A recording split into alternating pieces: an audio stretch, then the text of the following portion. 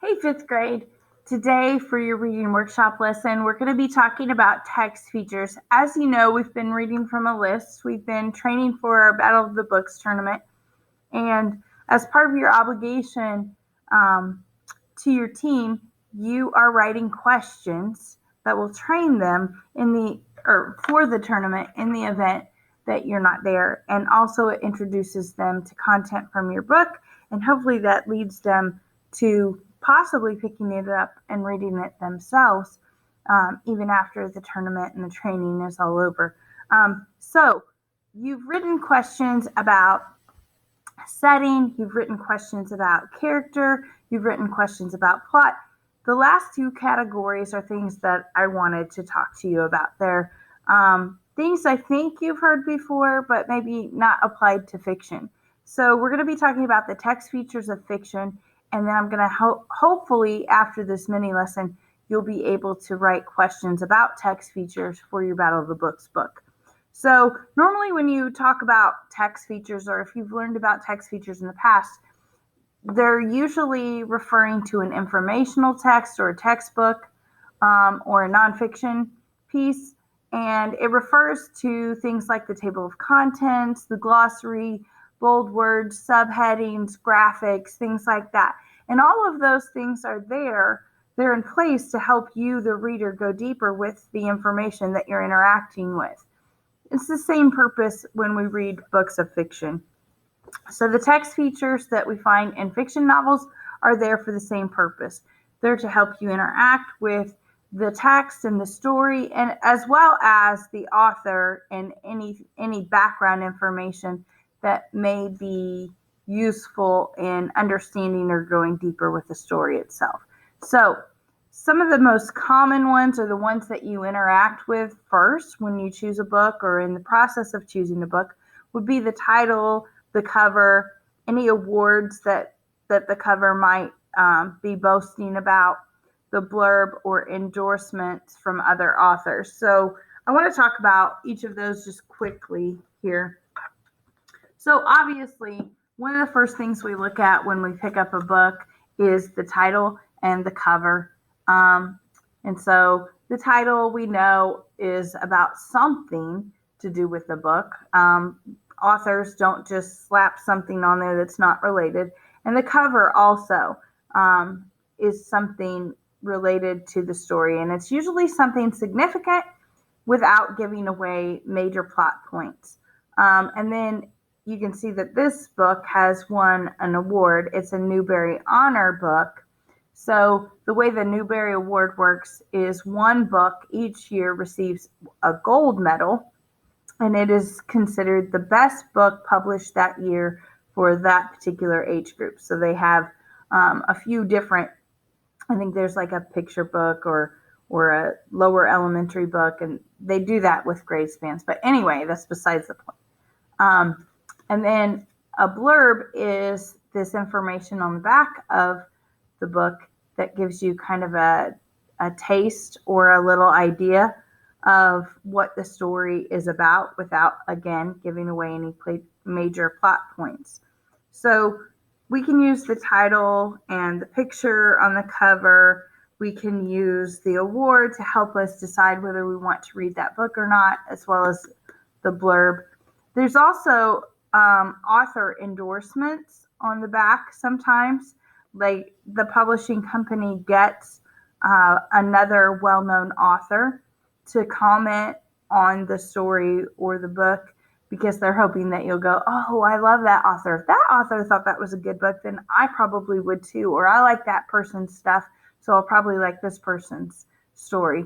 And so that's how a reader uses and interacts with those text features. If you were writing a question about any of those text features, you would say things like, in what book will you find an airfield in the background and a horse on the lawn?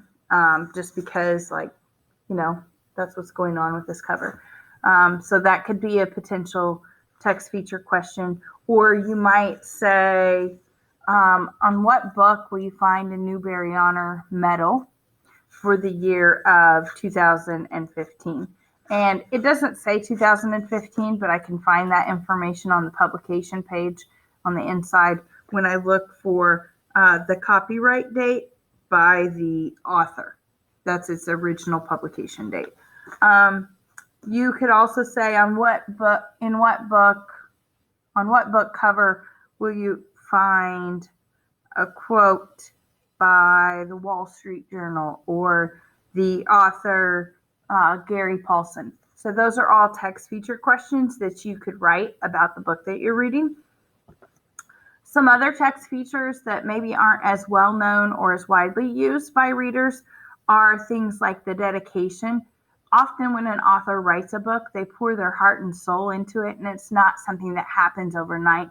Sometimes it's even a process of years upon years upon years. And so when they finally get to the point where this book is being published, they will dedicate that hard work to someone or something that was significant in that process or in their life. And so let me see if I can find, I think in The Great Gilly Hopkins, which is about a foster child, there's a dedication that says, "For Mary, from her real and adopted mother with love." That dedication tells us a little bit about how the author may have come up with this topic. Maybe she had an interaction with a foster child herself, or maybe it was a friend.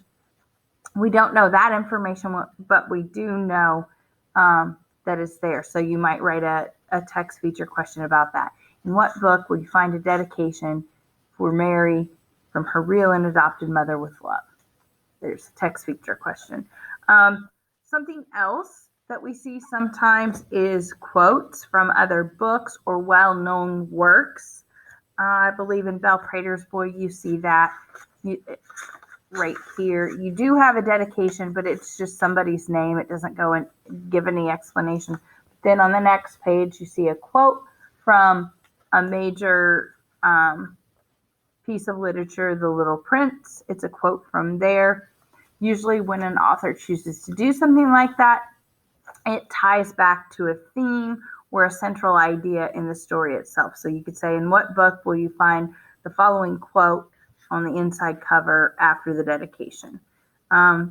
Sometimes books have a little story before the story or a story after the story, or sometimes, like in the Ranger's Apprentice case, it has both.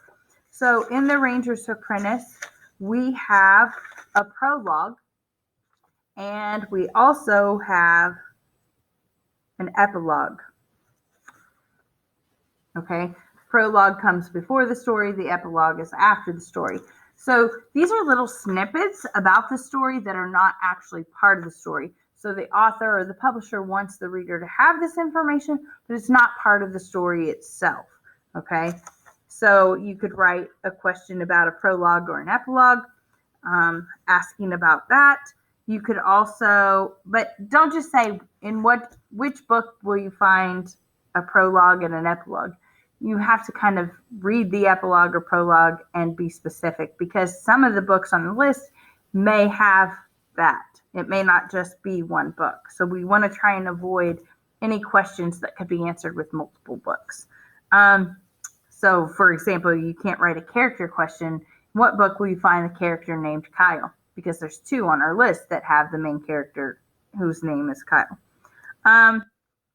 Also, table of contents, chapter titles, and graphics are text features that we see in fiction. So not all of the books that we're reading have chapter titles. So like in Mr. Limoncello's Library, that book is organized into chapters, but the chapters are just numbered. So it just gives us the information in organized chunks, but there's no title for that specific chapter. So no clues there. However, some books do have a table of contents. And when you do run across a book that has a table of contents, I like to use that. Gilly Hopkins has one. I like to use that to kind of preview the story itself. I like to read through all of the chapter titles and try and make predictions or make inferences about what I think is going to happen in the story. So if you were going to write a text features question about a chapter title, you might say something like, in what book will you find the following chapters? And you might list a couple that allude to significant events, and there you go. Graphics. There's quite a few different types of graphics. We're talking pictures, maps, recipes, things of that nature. There's quite a few different types of text features found within the books on our list when it comes to that. And then the other thing that you guys will commonly see in lots of books that are fiction are excerpts of the next book in the series, and that's just a short little piece. Okay, they're not going to give you a full chapter, but they're going to, let you start reading the next book, or sometimes it's just another book by the author, or a preview, so to speak. So those are text features you'll commonly see in fiction as well. Last thing, and I'll wrap this video up. I'm sorry it was such a long one, but I wanted to give you guys a good background before you had to write questions for these things. There are some special features found within the book list that are not common text features, but can be used to write text feature questions for Battle of the Books. For example, Mr. Lemoncello's library, there is an author's note, something that the author wants directly to share with the reader. And then there's also a puzzle at the end. So not only do the characters work together to get clues and try and escape the library and solve the puzzle, but there's actually a puzzle that is there present in the book for just the reader to solve. So that's kind of a unique feature. And then at the end of the book, there is also an interview with the author. And so you kind of get some insight into why they wrote that. A lot of the books have an about the author feature, and a lot of times that gives us, the reader, information about why they wrote it or where their background is. So, for example, in The War That Saved My Life, it's written by a lady named Kimberly Brubaker Bradley. There's a horse, and it plays a crucial role in this story. And when you read the About the Author section of this book, you find out that she actually lives in Tennessee with her family, and that she had aspirations of being like an Olympic jumper with her horses, and that she lives on a horse farm and things of that nature. So you can kind of see why that might have been interwoven in the story itself. So I hope this gives you enough background that you guys are able to look at the book that you're reading and come up with some good text features that will help train your team for the tournament. Let me know if you have any questions. Of course, your next assignment then is to write a question for the book that you're reading that revolves around text features. I love and miss you guys, and I can't wait to see you soon.